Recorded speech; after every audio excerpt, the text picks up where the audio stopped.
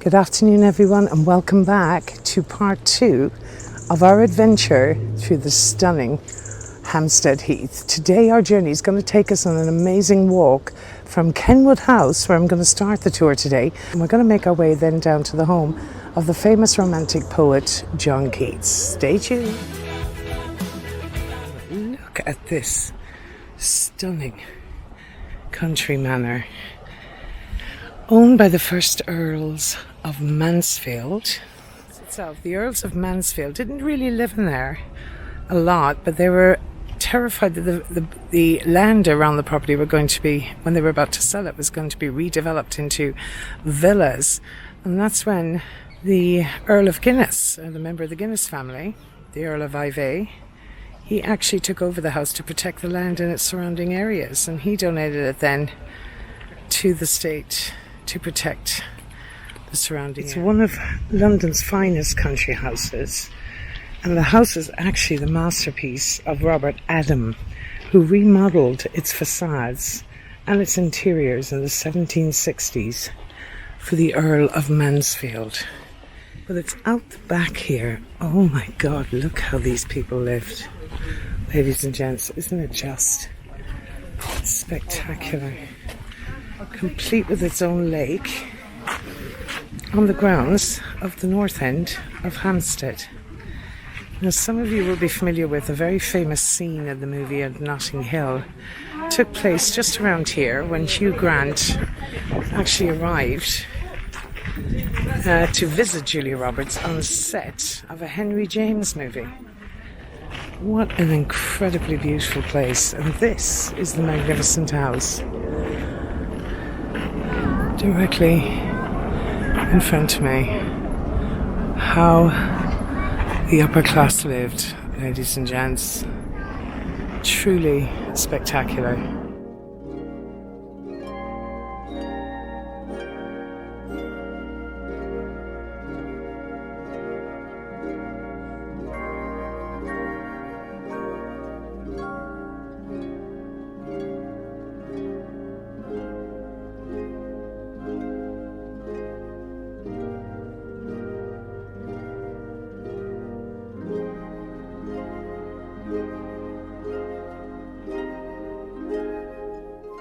Well, I've just had the most wonderful time inside there, ladies and gents. The guides in there and the ladies, the volunteers, were spectacular with their information. We saw an amazing collection of Rembrandts and Vermeers. Edwin Landseer's work was in there, which was quite exciting. He's the favourite artist of Queen Victoria. So this is absolutely a must on your list, ladies and gents. You could spend the entire day up here. That is the wonderful Kenwood House and Gardens. So let's take a little enter through here into beautiful Hampstead Heath. And I don't know what it is about this. I guess it's just so much wilder and less cultivated than any of the royal parks. So it just literally feels like you're on the mountainside or the mountaintop somewhere. And still remember, only 4 miles from central London. Probably one of the most desired addresses in London. So we're going to take a little stroll down here to the right hand side. I want to take you down to the Vale of Heath. Now, Hampstead is not only a refuge for Londoners on these beautiful warm days, but it's also been a refuge for thousands of Londoners over the centuries. Coming up here, we mentioned previously, were some of the monks of Westminster attempting to escape the Black Death, which unfortunately, for the 26 monks that had arrived here, they'd arrived a little too late, as they'd already been infected. But it was also where thousands of people came trying to escape the Great Plague of London, 1665, and the Great Fire of London in 1666. And here we have it, which was at one time a mosquito-infested pond known as Hatchett's Bloom until it was drained by the water company. And actually the waters that we use for the ponds here in Hampstead Heath came from the lost River Fleet, which is still underneath Fleet Street here in London. And we're going to have a little look at some of these beautiful homes behind the trees here, folks. Probably some of the most desired properties in London. So right now, guys, we're at the top of East Heath Road, and we're going to head down Squires Mount, and we're going to head down this direction. So I'm going to show you a couple of amazing features in the area. Now we're on a pedestrian crossing, so we're okay.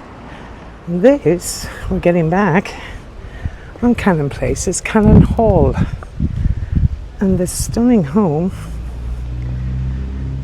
was built in 1730. And it was the home of the previously mentioned Sir Gerald du Maurier, actor and manager, but of course most famous for his daughter, Daphne du Maurier, who famously wrote Rebecca and the Birds, actually, which were adapted for the screen by Alfred Hitchcock, and he lived here, so this is where she would have grown, Daphne du Maurier. Look at that. Isn't that just divine? And all along the street here, some of the most beautiful properties in Hampstead. This is Squires Mount. It's going to take us down here to a very special little feature for us naughty people in the Hampstead up here in the Heath who didn't know how to behave ourselves. Just to give you another idea of where we are. We're going to head down the lane, and about halfway down this lane on the road, I'm taking a few chances today. Alright, I better get on the pavement actually. Look where we're headed now, down this amazing winding road. This is Cannon Lane. And like all these beautiful sleepy country villages, there wasn't a huge police force. Now we did see where the first Hampstead Heath, technically police station, was opened up.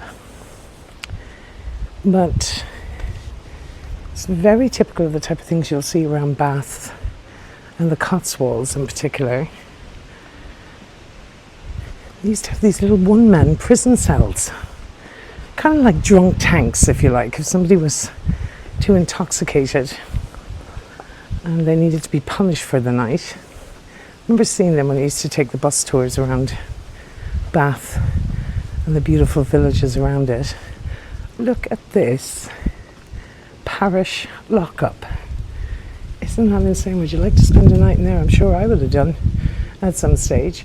And it says here about 1730 the lockups were built into the garden wall of Cannon Hall, where local magistrates held court. Prisoners were kept in this dark single cell until more lasting arrangements could be made for them.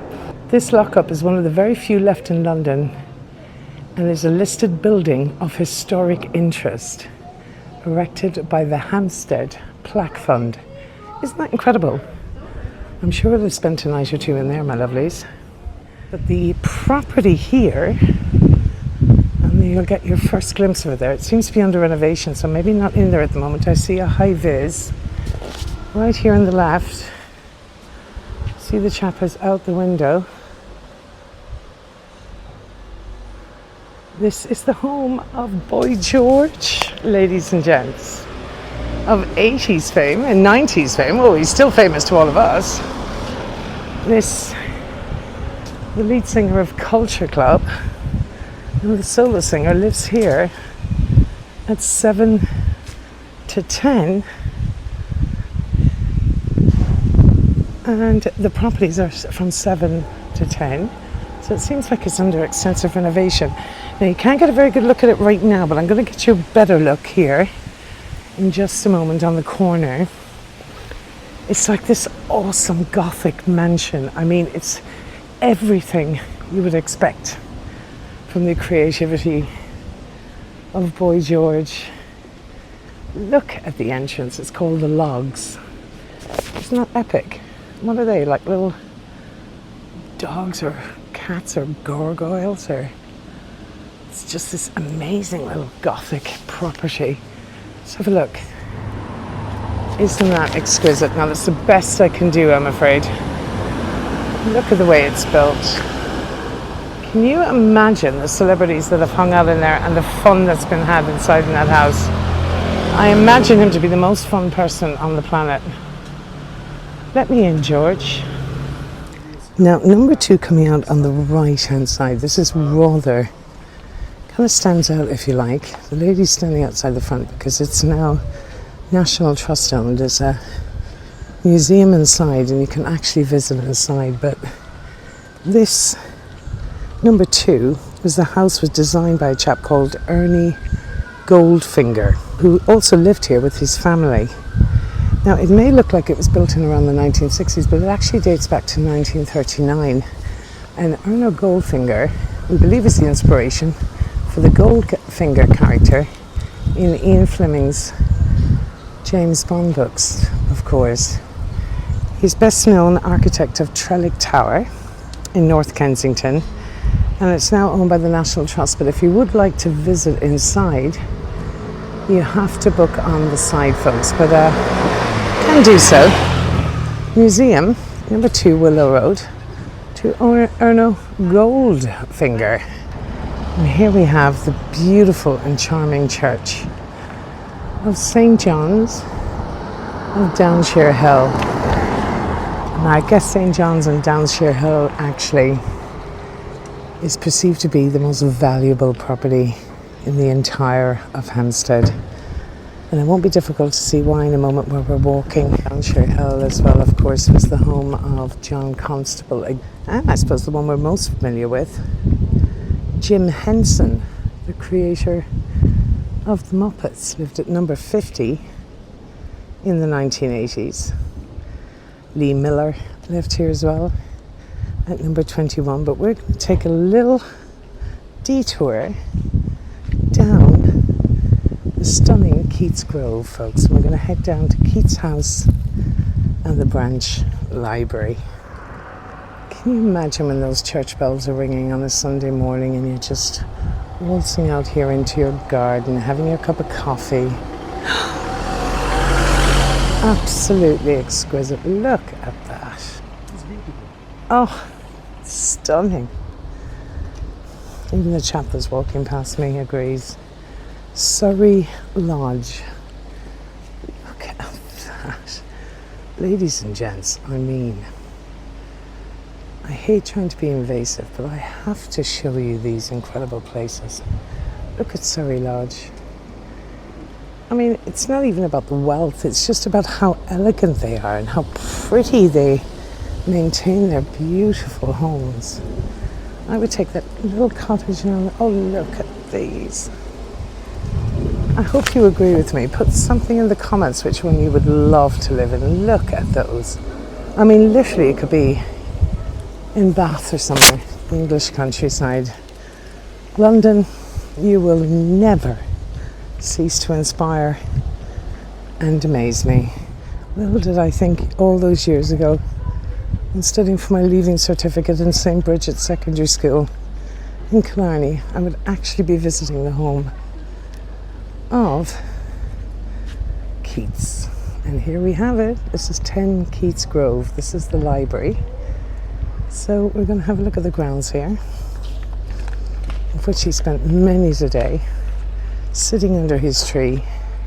And according to his best friend that he shared a home with in here, that is where he wrote Ode to a Nightingale. Now, it's quite a modest house, but it is wonderful inside. He only spent time in there as a lodger. So let's head in and see how we get on. So Keats rented this parlour and a bedroom from his friend Charles Brown from December 1818 until September 1820.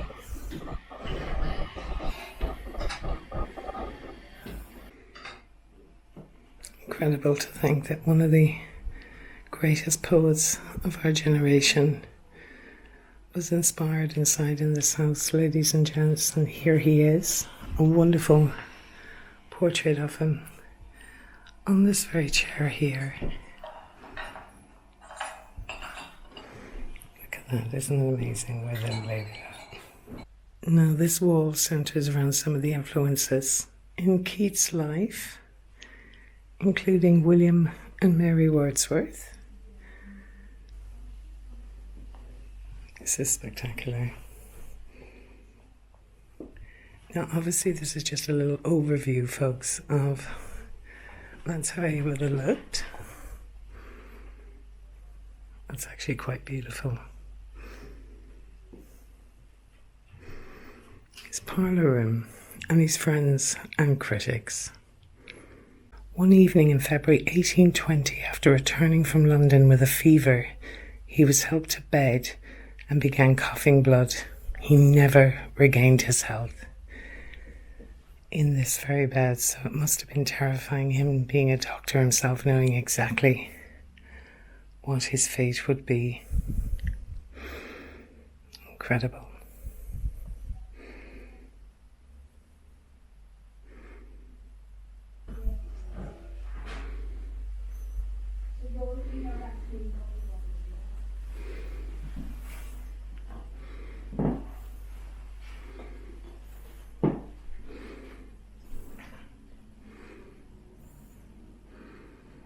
This is a room dedicated to Fanny Braun.